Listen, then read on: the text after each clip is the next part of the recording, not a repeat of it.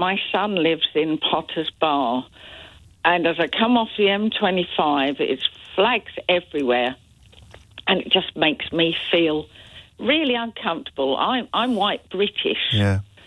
My dad was Irish, and he said when he came here, there were notes on the doors, no blacks, no Irish, no dogs. Yeah. And this feels like the same thing. It's so disgusting. It kind of does remind me of reverse. When 15 years ago, I worked in a college in Tottenham. Right. And I put the English flags on my car because it was the World Cup. Yes. And this white English teacher said, "Oh, that's racist." And I thought she was bonkers, so I put more flags on my car. You know, and this is so sad. And it's actually made me think, maybe next year I'll put lots of flags on my car. Yes. Just to say, yeah, I support England, and I hate football, actually, but... well, that's a different phone-in, Laura. You can ring me. You can ring me next year for that one. But that's what I meant by... That's what I meant by retaliation, because it will feel different next summer to put a flag on your car than it did for, even if with your slightly overexcitable colleague in Tottenham 15 years ago, it will feel different next summer from how it felt at the last World Cup. Yes. Because of these people, because of what they've done. Yes. I felt like writing to Potter's Bar Council and saying, "Can you get those flags down? Because it's disgusting, you know." And then you'll be called someone who hates England if you did that. You'd be accused. I mean, that was what we can laugh because it's funny, but that was the plan. They really, really, really wanted them to be taken down or to be ordered to take them down so that they could phone up the Daily Mail or phone up the Daily Telegraph and claim that their rights were being impinged or that their patriotism was being maligned. Whereas, in fact, what you've ended up with is some reform councils having to order them to be taken down so that they can put up the Christmas lights. That's been happening. That's been happening in a bunch of places. It is, and it's not the same as the "No dogs, no blacks, no Irish" sign, because that would be illegal now. Yes. But it seems to, it feels similar, doesn't it? It seems to be an outward rather than an inward intention. It's making an announcement to people rather than celebrating a community of people. Yeah. I'm with you. We've just kind of had enough of this country. By the way, I'm a black man, so I'm not coming from that side of things. I've had enough of the country, of what it's turned into. And when it comes to the flag, I'm totally patriotic. I actually went to one of those fee-paying schools where you're brought up on being patriotic. Actually, I did take the exam for Dulwich College, so I might have met your best mate. But I didn't get into that one. But anyway... it'd be 21 former school friends making various claims if you had done, rather than just 20, wouldn't it? Yeah, but so I've got mixed race kids, and I actually feel for them at the moment that they're growing up in this temperature where we live. There's flags everywhere. They're all over the place. But you'd talked about the football and stuff. Yes. And last tournament, I actually, as a black man, had the flag in my car. Yeah. And drove about with it because I'm proud of it. Of course you are. But my white mate, who's so left-wing, was like, "You can't have that. It's racist." And I'm like, "But come on, mate.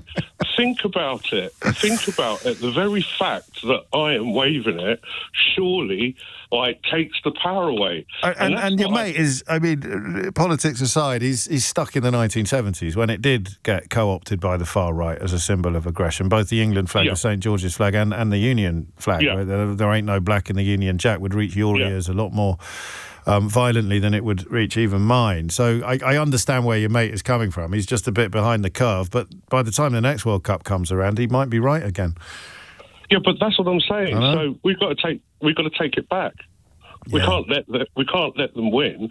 So I would say to every black person who is proud to be, and I'm not British, I'm English, by the way. Yeah. I would say that, like, you wear that flag and you wave that flag and you wave it with pride, and don't let them win. Yeah, I think you're right. Don't go around taking down all the flags. Just like if every single person is waving the Union flag or the flag of St George, take the power away from them.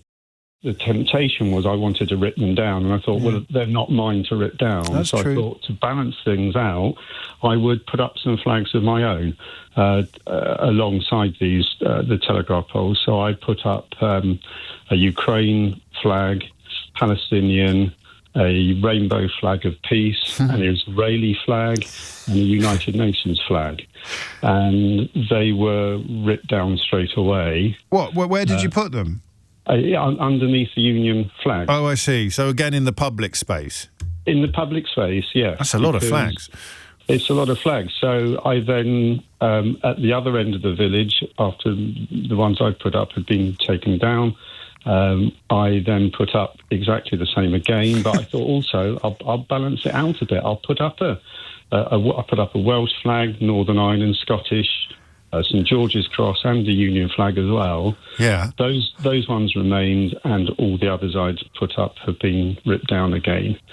So what does that tell us, do you think? Because, I mean, you could say that the flags of these islands have a different currency on these islands than flags that are not of these islands. But, I mean, it's an odd thing to do, to tear down flags, as you say, because they're not yours to tear down in the first place. Well, that's what I felt, and the message I was trying to give is one of absolute inclusivity, and so I was quite careful with the flags that I chose to put up, because I thought, we want to welcome people, we want to encourage peace and inclusivity, but that message doesn't seem very welcome where I live. I'm a second-generation immigrant child, Indian parents. I've actually been selling Union Jacks, flags, bunting, etc., on Amazon for over 10 years. And as you can imagine, business has been good for us. We started the business to celebrate things like the Olympics, yes. Jubilee. It's been brilliant, and we've celebrated being British, and we feel British. We don't feel Indian at all. Sure. But shall I tell you the most ironic thing? Yes. 3 weeks ago, my children, they went to do their Duke of Edinburgh Silver Award, both brown children from a mixed heritage, and they were doing it in Kent, and they came home and they said to me, "Oh, Mum, we saw flags up everywhere. We felt a little bit uncomfortable." And they were in a group of 6 children, of which 2 were English children. And they got on amazingly well. Of course. And they said we kept telling them 2 children to walk in front in some of the parts because we didn't want to be the ones walking in front. And I thought to myself, oh, my God, the same thing that I sell and run a business from is now intimidating my children, and they feel really uncomfortable about it. But I'm like, I feel like in such a weird situation now. Well, that is an absolutely extraordinary story. No, and you know what? I'm not going to lie to you. My warehouse, it's moved to Waltham Abbey, and all around my warehouse, there's all Union Jack flags up. And I actually laugh with my dad, who's an immigrant, as Indian as they come. I'm saying, Dad, you're here, like, counting up your figures on your Amazon sales, whilst these people are putting the flags up. And they don't even realise that you're helping immigrants to make a better life for themselves here. Yeah, but only 3 or 4, to be honest. You might be making life worse. But I mean, that is just such a clash of perspectives. It's a thing of beauty. It really is funny. Is it just Union flags, or do you do the St George's ones as well? Oh, we do flags of all the countries. And without kind of encouraging people to set themselves up in direct competition to you, if I could see a graph of your sales over the last 12 months, what would I see in the context of what you were doing last year, for example? Oh, so you know the Union Jack flags, usually there's only a spike in sales when you've got like the Jubilee, Olympics, World Cup, things like that. Never usually in a random August in a year. This August was great. September was like, okay, like, so it's going to be a good Christmas, kids. It's going to be a good Christmas this year. Love it. So, yeah, but this is what I mean, that it's kind of like we sold them because we are proud British people. Of My course. children do the Duke of Edinburgh Award.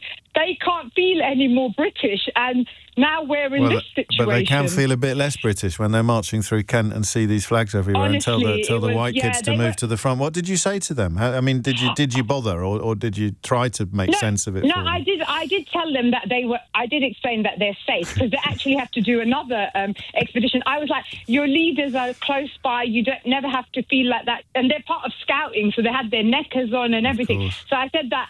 You're in a safe space. Don't worry. Everyone knows what you're doing and things. So, yeah, of course, they but were... still, that sense of intimidation, I think, was deliberate, albeit that it's been done with flags that have been filling up your bank accounts all year. That is the perfect way to end. That, to me, is a quintessentially British story of absurdity, entrepreneurial spirit, community, and cohesion as well, because of the 6 kids on that march being mates, and the Duke of Edinburgh waiting with his medals at the palace. Well, you've got to do gold to get a trip to the palace.